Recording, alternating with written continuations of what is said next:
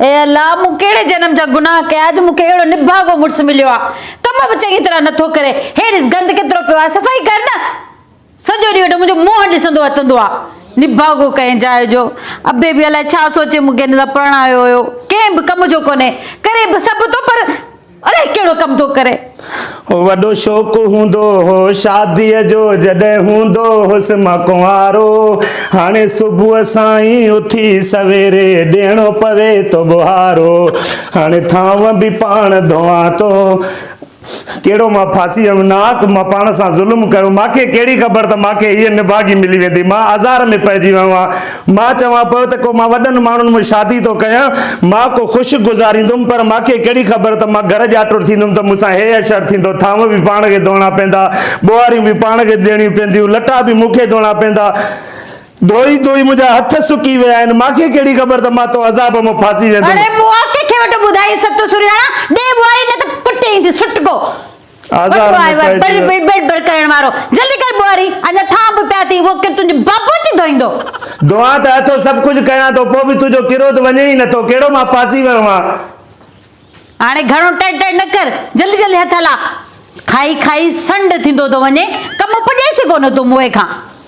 सही चंदी अम्मा सही चंदी त शहर में वनी करे शादी न के थके जी तो हम सजो डी कम करे करे केड़ो मा तो मो फांसी वा छो मुके अजाब में विदो थी अरे उठ मुआ उठ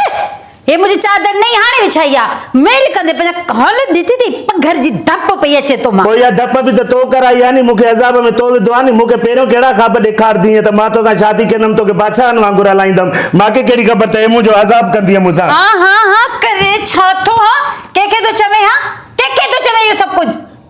के तो चाहे छड़ो रड़ियों करे चुप थी कराए सदाई मुके अरे मत जवान निकल बाहर कादे निकरा मां को वाला था धोई त छड्या न छा के अना कपड़ा प्यादन आई पूरो घर जो डस्टिंग भैया ओ केर कंदो हल निकल बाहर ना को मा तो शादी कई ना को मा तो शादी कई मां जेडी खुश था पे तो शादी करे झल बारो पेंजो निकल कमरे का बाहर बेचारो आयो है आई बुध मुझे बिल्ली कुत्ते के खादो रे न थई बेचारा भूख पे मरन ये ना वरी उनन जो भी खाई वने खादो बिल्ली ना कुत्तन जो तो के एहसास आए तो के मुर्सा एहसास आए तो मुझे मुर्सा भी कुछ खादो आला न खादो आ भूख ते आ तू खाईंदे त मरी कोन वेंदे हो जानवरन निकल कमरे का बाहर जानवरन जो एहसास थी बाकी इंसानन जो एहसास नथी अल्लाह वट हिसाब दींदी है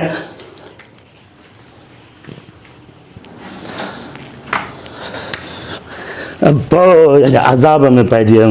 अम्मा सही चंदी त शहर में शादी न के जाए शहर वारी सां शादी न के जाए सही चंदी अम्मा माँ पीउ जी जेका दुआ हूंदी आहे नी उहा सही हूंदी अथव माँ जी जेका बददुआ हूंदी आहे न उहा इहो हाल हूंदो अथव जेको मूंसां असर थी वियो आहे मूंखे कहिड़ी ख़बर त मां हिते अची अज़ाब में पइजी वेंदुमि हिकिड़ा थांव धोई मस बीहां थो वरी अचे थी नाना पाटी करण वांगुरु थांव धोता थी हाणे ॼाण वरी आई कहिड़ो फासी वियो आहे तूं छा करे छा कयां कहिड़ो अज़ाब में पइजी वियुमि हाणे थांव धो महिमाननि जी रश लॻी पई त हिकिड़ा अचनिस था ॿिया वञनिस था हिकिड़ा धोई धोई बेख निकिरे थी वरी हे गंद करे निकिता हलिया था वञनि वञा काॾे मां छा कयां कहिड़ो आज़ार में पइजी वियो आहियां मां छा कयां दिलि थी चए त कयां त अथो नी मथे में सूर तूं विधो आहे मूंखे ये पैया न रखियल चाय या जाए कोसी करे जल्दी से मुके चाय पिया दिल थी चए त चाय में कुअन मार मिलाए जाए खुदा जो कसम न हूंदी न अज़ाब ॾींदी है